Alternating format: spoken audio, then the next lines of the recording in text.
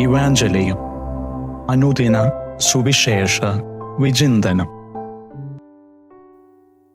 ഈശോയിൽ ഏറ്റവും സ്നേഹം നിറഞ്ഞവരെ, ജനുവരി 8 ബുധനാഴ്ച തിരുസഭാ മാതാവ് വചന വിചിന്തനത്തിനായി നൽകുന്ന സുവിശേഷ ഭാഗം മാർക്കോസിൻ്റെ സുവിശേഷം 6-ാം അധ്യായം 45 മുതൽ 52 വരെയുള്ള തിരുവചന ഭാഗങ്ങളാണ്. യേശുനാഥൻ വെള്ളത്തിന് മീതെ നടക്കുന്ന വചനഭാഗമാണ് ഇന്നത്തെ ധ്യാന വിഷയം. യേശുനാഥൻ അപ്പം വർദ്ധിപ്പിക്കുന്നുണ്ട്. ജനങ്ങൾ ഭക്ഷിച്ച് തൃപ്തരാകുന്നുണ്ട്. അവരെ യാത്രയാക്കിയതിനു ശേഷം ശിഷ്യന്മാരോട് ഉടനെ തന്നെ ബെത്സേദയിലേക്ക് പോകാൻ യേശു നിർബന്ധിച്ചു. ശിഷ്യന്മാരോട് ഉടനെ തന്നെ യേശുനാഥൻ പോകാൻ പറയുന്നതിൻ്റെ കാരണമായി യോഹന്നാൻ പറയുന്നത് ഇപ്രകാരമാണ്: യേശുവിനെ രാജാവാക്കാൻ ജനങ്ങൾ പരിശ്രമിക്കുന്നു. ജനക്കൂട്ടത്തിൻ്റെ പ്രസ്തുത പരിശ്രമത്തിൽ ശിഷ്യന്മാരും അവരോടൊപ്പം കൂടുമെന്ന് ഉറപ്പായതുകൊണ്ടാണ് യേശു ശിഷ്യന്മാരെ ഉടനെ തന്നെ പറഞ്ഞയക്കുന്നത്. വെള്ളത്തിലൂടെ അവർ യാത്ര തിരിക്കുന്നുണ്ട്. അവർ നടുക്കടലിലെത്തി. രാത്രിയുടെ 4-ാം യാമത്തിലായിരുന്നു.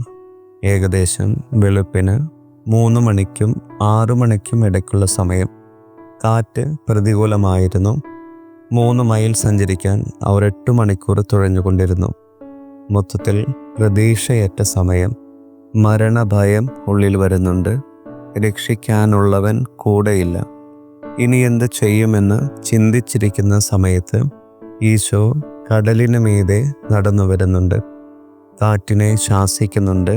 കടല് ശാന്തമാകുന്നുണ്ട്. ഇരുട്ടായിരുന്നതിനാൽ ശിഷ്യന്മാർക്ക് യേശുവിനെ തിരിച്ചറിയാൻ സാധിച്ചില്ല.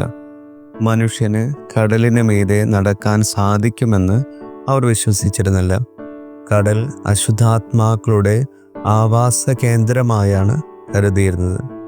അതിനാൽ തന്നെ കടലിന് മീതെ നടന്നു വരുന്നത് ഭൂതമാണെന്ന് അവർ കരുതി കൂടുതൽ ഭയപ്പെട്ടു.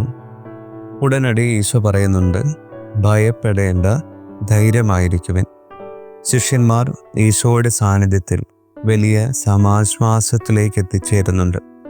കടലിന് മീതെ നടക്കുന്നത് കൊണ്ട് തൻ്റെ ശിഷ്യന്മാർക്ക് തന്നിലെ ദൈവത്വം ഈശോ വെളിപ്പെടുത്തി കൊടുക്കുകയായിരുന്നു.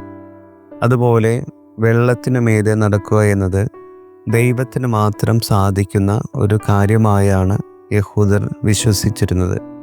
ഈശോ തൻ്റെ ശിഷ്യന്മാരുടെ ഇടയിൽ വലിയ അത്ഭുതങ്ങൾ പ്രവർത്തിക്കുന്നത് അവരെ വിശ്വാസത്തിൻ്റെ ആഴങ്ങളിലേക്ക് കൊണ്ടുവരുന്നതിന് വേണ്ടിയാണ്.